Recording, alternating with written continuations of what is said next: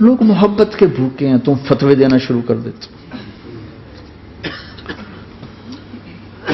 جنید جمشید کے بارے میں مجھے پتا چلا کہ ساتھی اس کے گھر کھانا نہیں کھاتے کہ حرام کمائی. وہ بہت ڈس ہارٹڈ ہے، نیا نیا تبلیغ میں آ رہا تھا.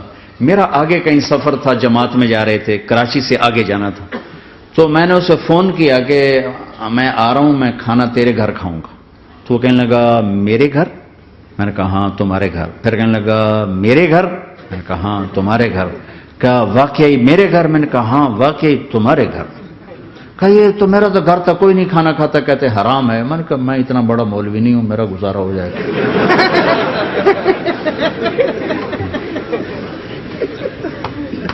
کچھ عرصے بعد وہ 4 مہینے کے لیے جماعت میں چل رہا تھا. لوگوں کو محبت. میں رائمنڈ میں بیٹھا تھا، ایک شخص آ گیا، کہا جی وہ مبارک سینما لاہور میں تھا، اس کا مالک آ رہا تھا چند دنوں سے رائمنڈ. آج وہ کچھ گھر سے لے کر آیا تو ایک دی وہاں کسی رائمنڈ میں کسی کو پیش کی تو اس نے انکار کر دیا، میں نہیں کھاتا، آپ کی کمائی حرام ہے. تو بہت زیادہ شرمندہ ہو رہا. میں نے کہا اسے لے آؤ جلدی سے میرے پاس.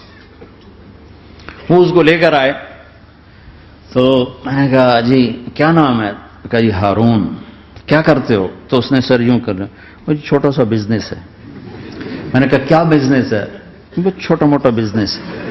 میں نے کہا بھائی بتاؤ تو صحیح. سینما ہے. سینما ہے.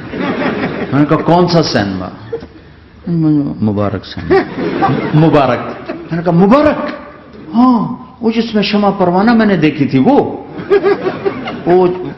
مبارک صاحب اس کے جو اونر تھے، پہلے ان کی فوٹو آتی تھی، مر گئے تھے وہ، ان کا سیڈ میوزک چلتا تھا، بعد میں فلم چلتی تھی. وہ مجھے ایسے دیکھنے لگا یہ کیا کہہ رہا ہے. میں نے اسے یوں دوستی لگائی. دن کے بعد دیکھا تو اتنی بڑی داڑھی کے ساتھ 4 مہینے لگا.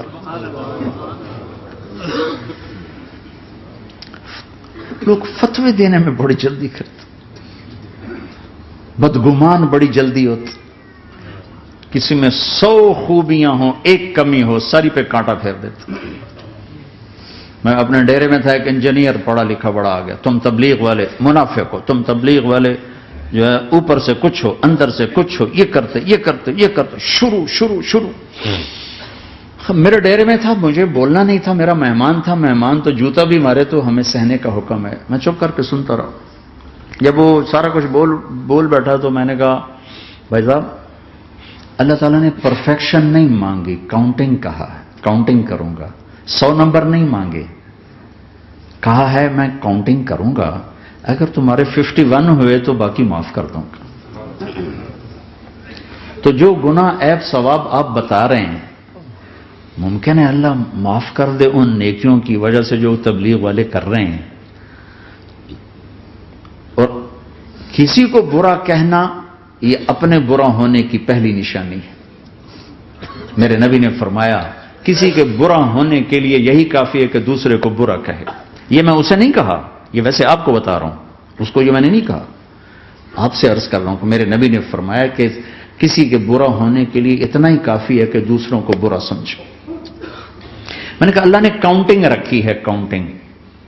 اور میں نے کہا یہ جو حکومت پاکستان ہے یہ کوئی اتنی اچھی حکومت نہیں ہے، لیکن یہ بھی اپنے رعایا کے لیے اتنی رحم دل ہے کہ جو لڑکا 33 نمبر لے اس کو پاس کر دیتے ہیں. 67 نمبر نہیں لیے کوئی بھی نہیں کہتا کہ تو فیل ہے، سب کہتے تو پاس ہے، تو پاس ہے، تو پاس ہے. فیل ہونے کا تانا کوئی نہیں دے سکتا، پاس ہے. ٹھیک ہے. میں نے کہا اللہ اس حکومت پاکستان سے کروڑوں گنا زیادہ مہربان ہے. پتہ نہیں کون سی نیکی پہ مہربان اگر جاؤ، لیکن جو کہ مزاج بن گیا ہے تنقید. یہاں تک ایک کہنے لو جی دیکھو جی نور جہاں 27 رمضان مر گئی، شب قدر مر گئے. میں کہ اللہ تے کیس کرو ہن، جا اللہ تے مقدمہ کرو بھائی نور جہاں 27 رمضان کو کیوں مر گئی. 27 رمضان کو کوئی آدمی اپنی مرضی سے مر سکتا؟ اتنی مقدس رات، اتنا مقدس دن، تو کوئی بات تو اللہ کو پسند آئی جو اس کی موت دی. لیکن ہماری عادت بن گئی ہے کمیاں پکڑنا، ٹانٹنگ کرنا، چھلنی کر دینا سینہ.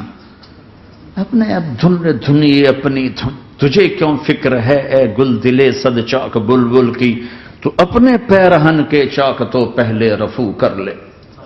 کیوں اوروں کے عیب دیکھ دیکھ خود بھی اپنے غیظ و غضب میں اور اپنے حسد کا شکار اور کبھی بغض کا شکار؟ ارے اندھے بن جاؤ گا، مجھے کچھ نہیں نظر آتا، میں صرف خوبیاں دیکھوں گا، عیب نہیں دیکھوں گا۔ لوگوں کو قریب کرو، پیار کرو، محبت